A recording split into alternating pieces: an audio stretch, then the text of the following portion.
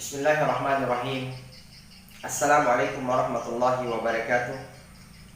Alhamdulillahilladzi hadana li hadza wa ma kunna linahtadiya laula an hadana Allah. Asyhadu an la ilaha illallah wahdahu la syarika lah. Lahul mulku wa lahul hamdu wa huwa ala kulli syai'in qadir.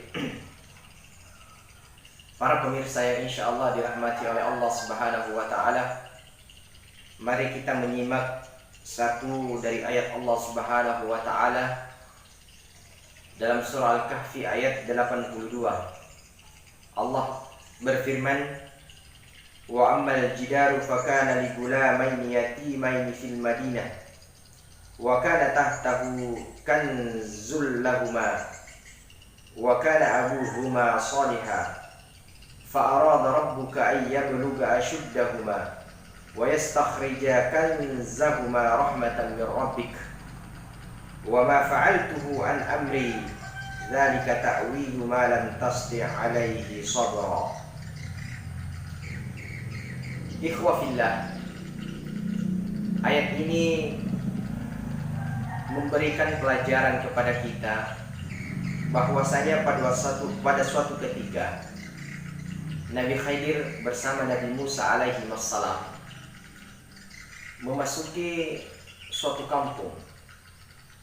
Kemudian Nabi Khidir meminta kepada penduduk kampung tersebut untuk menjamunya layaknya sebagai seorang tamu. Maka apa yang terjadi? Penduduk kampung ini enggan untuk menjamu mereka berdua. Maka pada saat itu Nabi Khidir alaihissalam melihat dinding rumah yang roboh, ya. Kemudian beliau berupaya memperbaiki dinding rumah tersebut. Lalu kemudian Nabi Musa alaihissalam berkata kepada Nabi Khidir, "Engkau bisa saja mengambil upah dari upaya memperbaiki rumah tersebut." Maka ini yang menjadi asbab turunnya daripada ayat ini. Kemudian Nabi Khidir menceritakan kepada Nabi Musa bahwasanya wa ammal jidaru fakana li gulamaini yatimaini fil Madinah. Beliau mengatakan bahwa adapun dinding rumah yang roboh ini adalah milik dua orang anak yatim yang hidup di kota ini, kata Nabi Khidir. Wa kana tahtahu kanzul lahumā, dan di bawah dinding rumah yang roboh ini terdapat harta simpanan buat anak yatim ini, buat kedua anak yatim ini. Wa kana abuhuma shalihan, dan adalah orang tua ayah daripada kedua anak yatim ini adalah orang yang soleh. Fa arada rabbuka ayyablugha, maka Tuhanmu Allah Subhanahu wa ta'ala menginginkan kedua anak ini tumbuh besar menjadi pemuda, ya. Lalu kemudian Allah Subhanahu wa ta'ala wa yastakhrija kanzahuma, kemudian pada saat mereka sudah tumbuh dewasa, Allah Subhanahu wa ta'ala akan mengeluarkan harta simpanan tersebut, ya, sebagai rahmat dari Tuhanmu.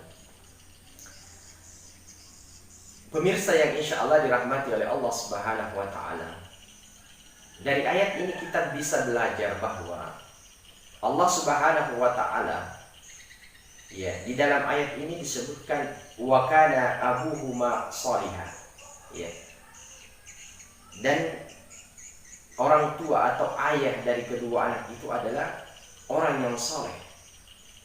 Allah Subhanahu wa ta'ala mengajarkan kepada kita bahwa orang tua yang soleh, siapapun dia, ibu, ayah, ketika dia hidup di dunia ini dan dia menjadi pribadi yang soleh buat anak-anaknya, maka Allah Subhanahu wa ta'ala setelah mereka wafat, maka Allah Subhanahu wa ta'ala akan melakukan penjagaan kepada anak-anaknya, ya. Dalam ayat ini diceritakan bahwa Allah Subhanahu wa ta'ala melakukan penjagaan terhadap harta kedua anak yatim ini lantaran karena ayahnya yang soleh. Allah Subhanahu wa taala menjaga harta orang tuanya yang sudah meninggal untuk kedua anaknya. Ya.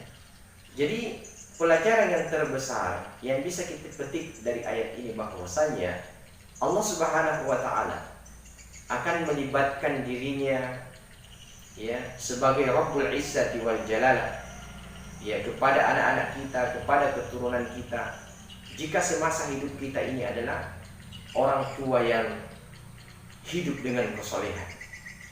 Ya, kita bergelimangan harta, tapi harta yang kita miliki adalah harta dari hasil jerih payah kita, dari hasil jalan yang halal, bukan dari pencaharian yang haram. Ya, maka ini adalah tanggung jawab orang tua.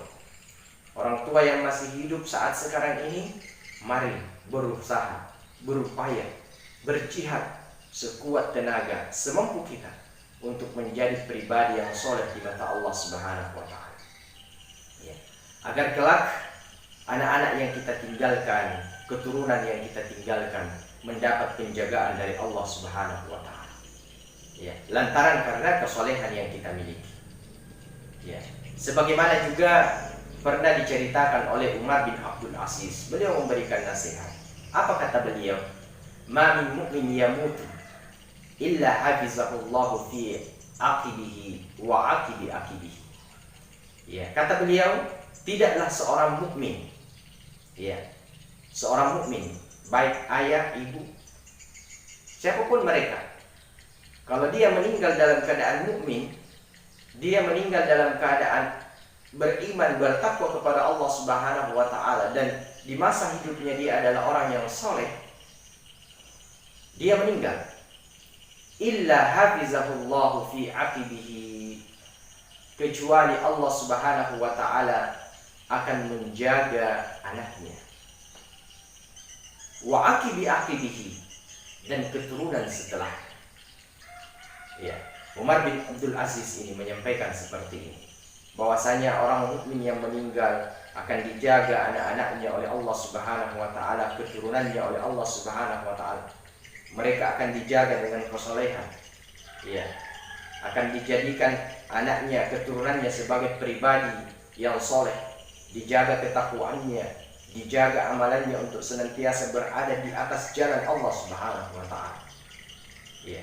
Mereka akan dijaga ya menjadi orang-orang yang cinta dengan Al-Quran. Ya.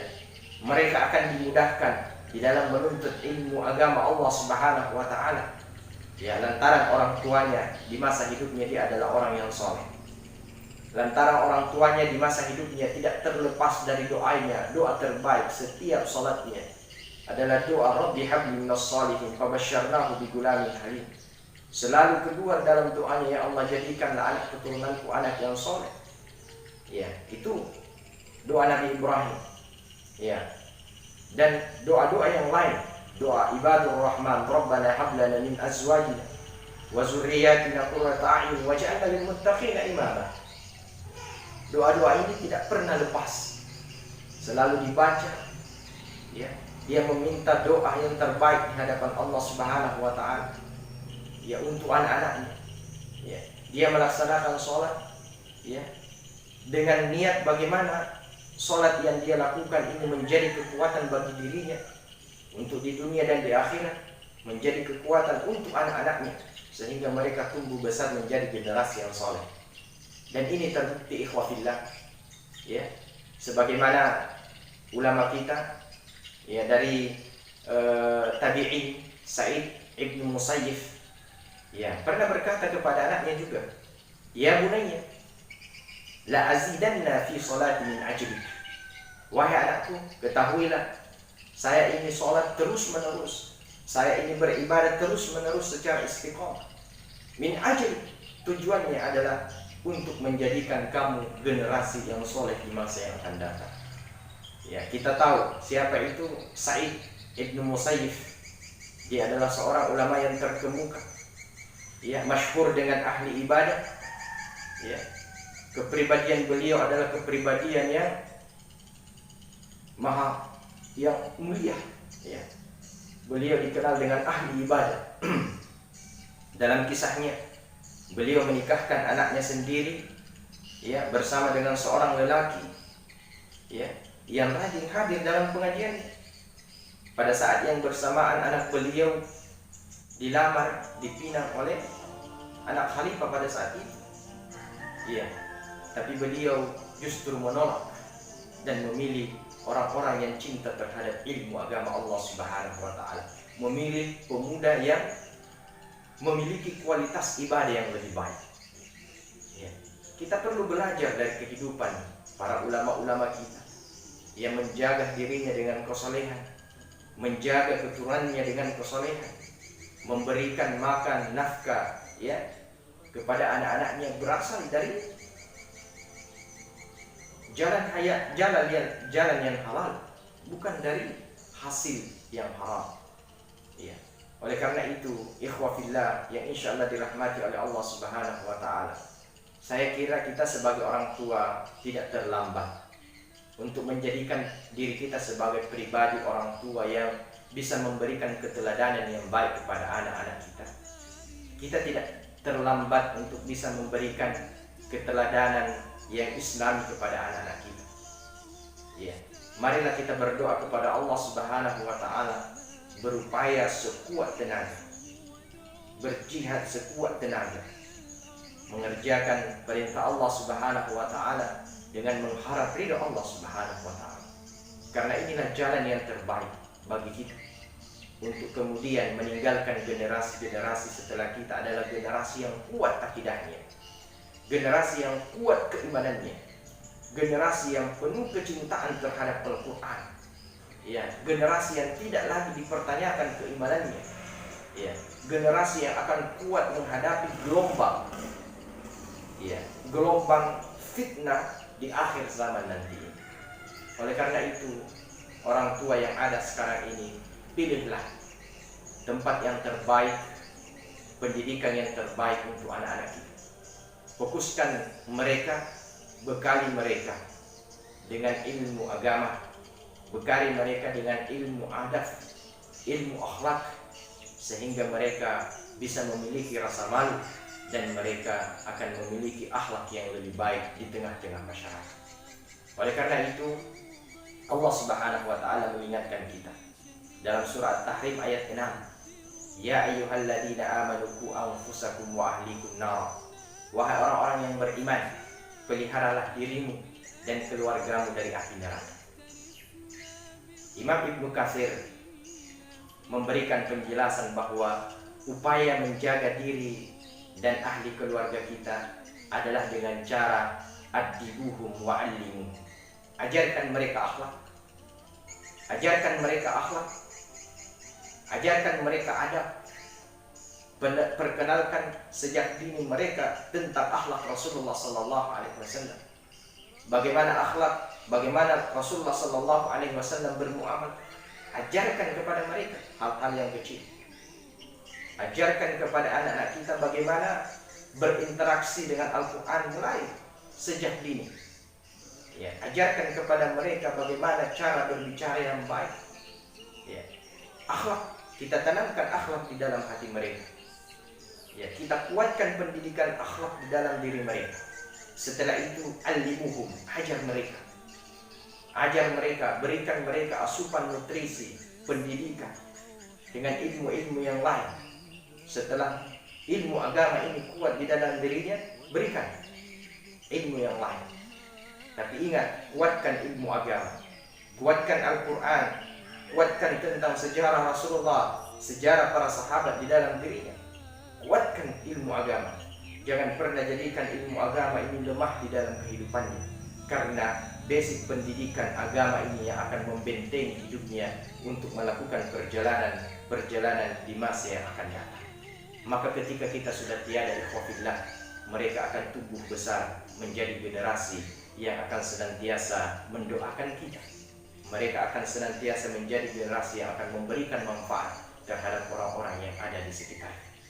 Cukup sekian, mudah-mudahan ada manfaatnya. Akhirul kalam, assalamualaikum warahmatullahi wabarakatuh.